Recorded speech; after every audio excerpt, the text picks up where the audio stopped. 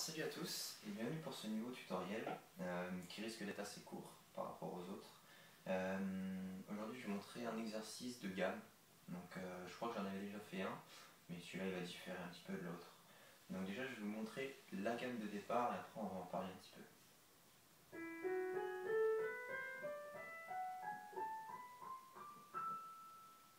Voilà, une gamme qui n'est pas forcément compliquée. On utilise les 5 doigts pour la faire, voilà, elle se fait seulement sur un aller, d'accord, il n'y a pas de retour à faire. Donc c'est vraiment une gamme de base. Alors qu'est-ce que je peux dire sur cette gamme-là? Déjà, je ne sais pas si vous l'avez vu, enfin certainement entendu, c'est que j'ai pas utilisé la pédale. Tout simplement parce que la première chose dans une gamme, c'est essayer de ne pas utiliser la pédale pour voir si oui ou non on la maîtrise bien. C'est-à-dire que par exemple, il y en a qui vont faire une gamme et qui vont avoir tendance à sauter les notes. Et ça ne va pas faire très joli au niveau du son. Je vous montre ce que ça fait par exemple. Vous voyez, quand je change de doigt, ça s'entend là qu'il y a un truc qui va pas. Il y a comme un petit arrêt. Et ce petit arrêt, il faut essayer de ne pas le faire. C'est-à-dire qu'il faut que le pouce passe de l'autre côté avant que le... Enfin, juste après que le majeur ait joué. Et pour que ça fasse une certaine continuité, comme ceci. Et pas.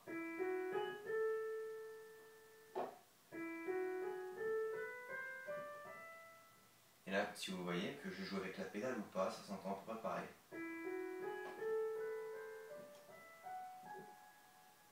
Voilà, pédale ou pas, sur une gamme comme ça, normalement, il n'y a pas énormément de changements. Pourquoi? Parce que la note, on l'actionne pendant un certain temps. Donc il y a certaines résonances que le piano fournit lorsqu'on appuie dessus. D'accord? Pour pouvoir passer ce pouce, il faut avoir le poignet bien élevé, bien élevé. Il ne faut pas l'avoir ici. Sinon c'est assez compliqué d'aller chercher avec le pouce. Donc essayez de bien rester haut. Comme ceci. Ce qui va faciliter réellement le passage du pouce. Puisque je me rappelle dans une autre gamme que je fais, il faut que je passe en gros du majeur à l'annulaire. Ce qui n'est pas facile. Et ici on a le poignet qui est trop bas et on a tendance à, lorsqu'on passe, alors attendez, une sorte de gamme assez bizarre. Et si on lève pas bien le poignet, et ben il y a l'annulaire qui vient taper la note, tout simplement. Donc c'est vrai qu'il faut avoir le poignet bien haut pour pouvoir être assez libre pour ensuite aller chercher la note qu'on veut par rapport à la gamme. Donc voilà, là si vous voyez, je le fais donc pouce, index, majeur, pouce, index, majeur.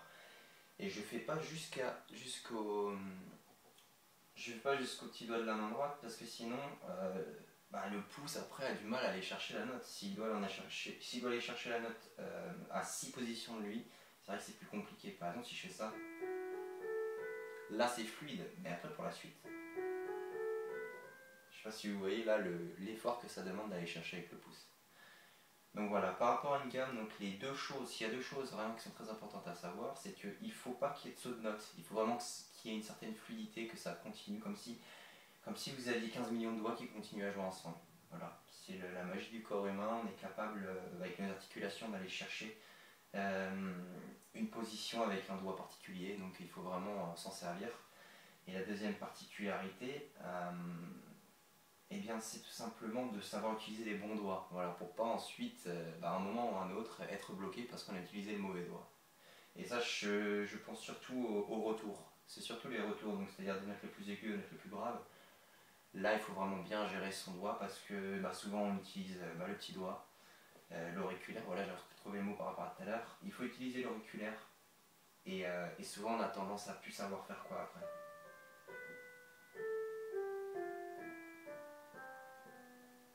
Voilà, donc les retours, c'est vrai que c'est plus dur. Moi, c'est ce qui me pose le plus de problèmes. Normalement, les allées, ça doit être tout seul.